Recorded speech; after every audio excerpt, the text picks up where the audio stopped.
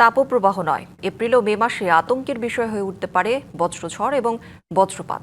এমন সতর্ক বার্তা দিয়ে আবহাওয়া অফিস বলছে, গত কয়েক বছরের তুলনায় এবছর বজ্রপাত আরও বেশি হবার শঙ্কা রয়েছে। তাই এর আগাম বার্তা অনুযায়ী তাৎক্ষণিক নিরাপদ অবস্থান নেওয়ার পরামর্শ আবহাওয়াবিদদের। এপ্রিল ও মে মাসকে বলা হয় দেশের উষ্ণতম মাস। এই সময়েই দেশে বয়ে যায় একের পর এক তাপপ্রবাহ, যাতে অস্থির হয়ে ওঠে জনজীবন।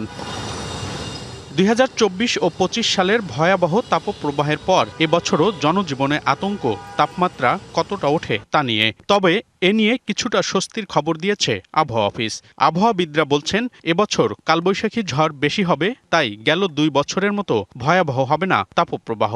যেহেতু এবছর এই কালবৈশাখী ঝড়ের প্রবণতা বেশি, সেই কারণে তাপপ্রবাহ হবে, কিন্তু তার স্থায়িত্বকাল কম থাকবে।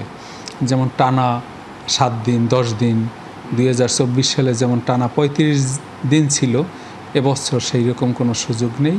কারণ এই তাপমাত্রার যে ঊর্ধ্বগতি, তা থেকে পরিত্রাণের জন্য এই বজ্রঝড়ই যথেষ্ট।